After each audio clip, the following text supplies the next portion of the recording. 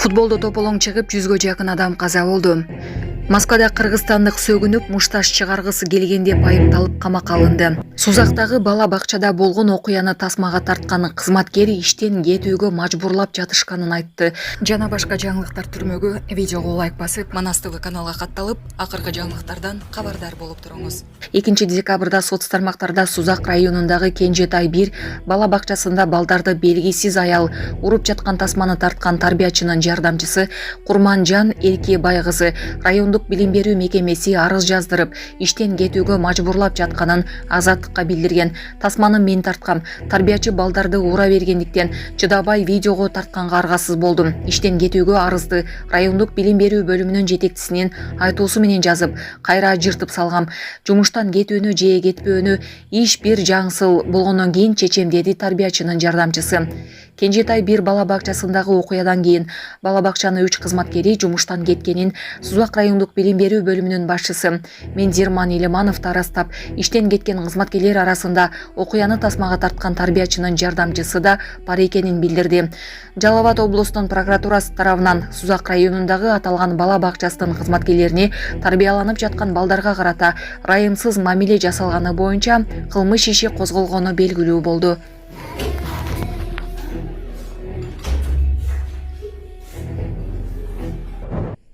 Москвада кыргызстандык сөгүнүп мушташ чыгаргысы келгенде айыпталып камакка алынды. Москвада Кыргызстандын жараны коомдук жайда сөгүнүп мушташ чыгаргысы келгенде айыпталып камакка алынды. Бул тууралуу Москва шаарынын жалпы юрисдикциясындагы соттордун телеграм каналында айтылат. Соттун маалыматы боюнча кыргызстандык Сартбаев мас болуп коомдук жайда сөгүнүп башка адамдар менен мушташ чыгаргысы келген. Полициянын талаптарына баш ийген эмес. Жыйынтыгында ал майда бейбаштыкка күнөөлүү деп табылып, сот аны 5 күнгө камакка алуу чечимин чыгарган. Булак репортер Кежи. Урматтуу Москва шаарындагы мекендештер, эгерде сизди тиш оорусу тынчсыздандырып жатса, анда сизге Умбем клиникасын сунуштайбыз. Стоматология заманбап техникалык каражаттар жана материалдар менен камсыздалган. Жогорку даражадагы адистер өз ишинин сапатына кепилдик беришет. Хирургиялык стоматология, тиштерди кооздоп калыбына келтирүү, кандай гана оор абалдагы тиш болбосун, оорутпай алып салабыз, жулабыз. Тиштерди кесипкөй чеберчиликте, гигиеналык тазалоодон өткөрөбүз. Брекет системабыз да бар, имплантация жасайбыз. Металлокерамика, цирконий жана башка түрлөрдү колдонуу менен сиз каалаган сапатта тиштериңиздерди оңдоп түзөп, салып жана тазалап беребиз. Биздин дарек Москва шаары, ВДНХ метросу, Кондратюка көчөсү 2, байланыш номеру +7 925 103 22 55. Ошто милиция кыргыз желеген унадагы жыгачка байлап алган жаранды кармады.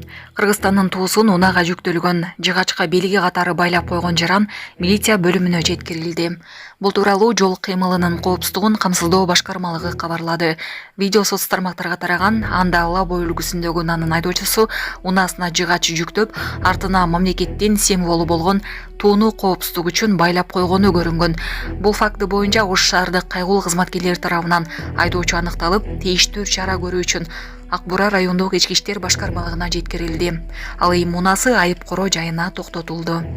Мен Аскар Бактиёр Ахмедович Лабо машинага жыгач жүклөп койгонум үчүн бүтүн Кыргызстан элинен кечирим сурайман.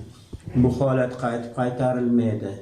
Башка мындай кылмайм, кечирип коюңдар. Шаар тургундары кечээ социалдык тармактарга Дэу Лабо унасында Кыргыз Республикасынын башкы символикасы болгон желегибизди байлап алган боюнча соц тармактарга чыгып кеткен.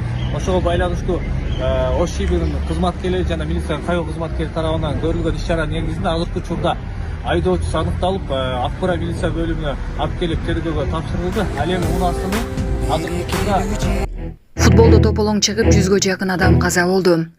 Гвинеянын Низерокор шаарында футболдук беттеште тополоң чыгып 100гө жакын адам набыт болду. Жаңжал калыстын талаштуу чечиминен кийин башталган. Күйөрмандардын массалык мушташы баш алмандыкка чейин жеткен. Ооруканалар, өлүкканалар толуп бейтаптар батпай жатканы айтылды. Беттеш аскердик хунтанын башчысы Мамади Домбиянын урматына уюштурулган турнирдин алкагында өткөн. Окуя болгон жерден тартылган видеодо талкаланган шаардагы кыйроонун жана трагедиянын масштабын көрүүгө болот.